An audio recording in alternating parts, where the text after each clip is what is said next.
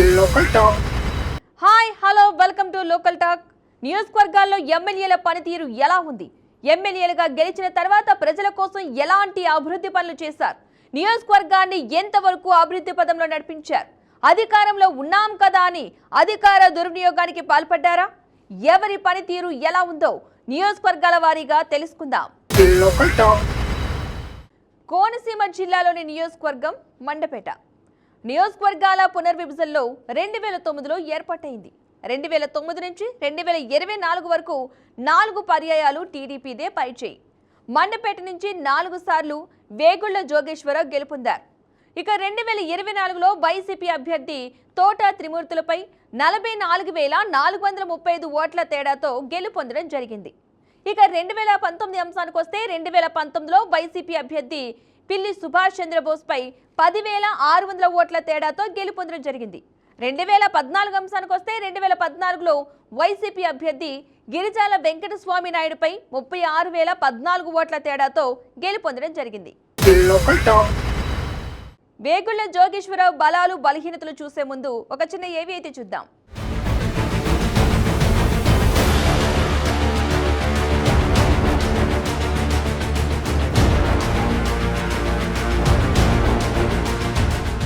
ఆంధ్రప్రదేశ్ రాష్ట్రం తూర్పుగోదావరి జిల్లా మండపేట పాతిమీద గ్రామంలో 1961లో వేగుళ్ల జోగేశ్వరరావు జన్మించాడు.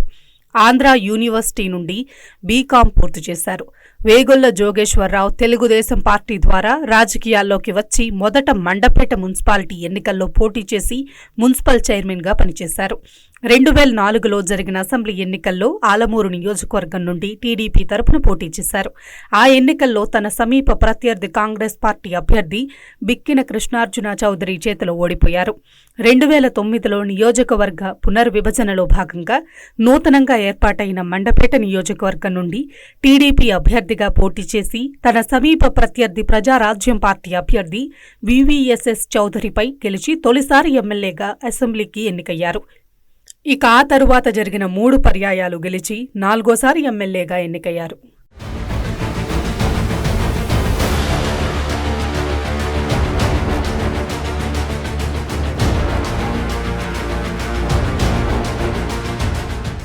వేగుళ్ల జోగేశ్వరరావు బలాలు చూద్దాం.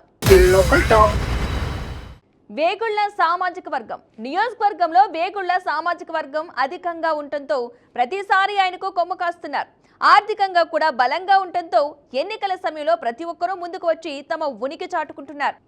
వారసత్వ రాజకీయం. మున్సిపల్ చైర్మన్గా అనుభవం. రాజకీయ పరంగా తండ్రి దగ్గర నుండి వారసత్వంగా కొనసాగుతూ ఉండటంతో నియోజకవర్గంలో ప్రతి గ్రామంలో పట్టు ఉంది. మండపేట మున్సిపల్ చైర్మన్గా పనిచేసిన సమయంలో చేసిన పనులు ఆయనకు పట్టణ ప్రాంతాల్లో మంచి పట్టు సాధించేలా చేశాయి. ప్రజలకు అందుబాటులో ఉండటం. నియోజకవర్గ ప్రజలకు ఎల్లప్పుడూ అందుబాటులో ఉండే నాయకుడిగా పేరు తెచ్చుకున్నారు. స్థానిక సమస్యల పరిష్కారంలో చురుకైన పాత్ర పోషిస్తారనే నమ్మకం ప్రజల్లో ఎక్కువగా ఉంది. వివాదరహిత నాయకత్వం. వివాదరహిత నెమ్మదస్తుడిగా జోగేశ్వరరావు గుర్తింపు పొందారు. ప్రత్యర్థులపై వ్యక్తిగత విమర్శల కంటే అభివృద్ధి సంక్షేమంపైనే ఎక్కువ దృష్టి సారిస్తారనే అభిప్రాయం ప్రజల్లో ఉంది. పార్టీ శ్రేణులను కాపాడుకోవడం. ప్రతిపక్షంలో ఉన్న 5 ఏళ్లు పార్టీ క్యాడర్ని సమన్వయం చేసుకుంటూ ప్రభుత్వ వైఫల్యాలపై పోరాటం చేస్తూ పార్టీని బలోపేతం చేశారు. సంక్షేమ కార్యక్రమాలు. పేదలకు సీఎంఆర్ఎఫ్ చెక్కులను అందజేయడం, విద్యార్థులకు నగదు ప్రోత్సాహకాలు ఇవ్వడం వంటి సామాజిక సేవా కార్యక్రమాల ద్వారా ప్రజలకు మరింత చేరువయ్యారు. గ్రౌండ్ లెవెల్లో మేం తెలుసుకున్న ఈ అంశాలు మీకు యుద్ధానికి ముందుకు మోగే ఓ సైరన్ లాంటిది. ఇప్పటికైనా వచ్చే ఎన్నికల వరకు మీకు ప్రతికూలంగా మారిన అంశాలను సరిచేసుకుని ప్రజలకు ఇచ్చిన హామీపై దృష్టి పెట్టండి. లేదంటే మీ పొలిటికల్ ఫ్యూచర్కు బ్రేకులు పడే ఛాన్స్ ఉంటుంది.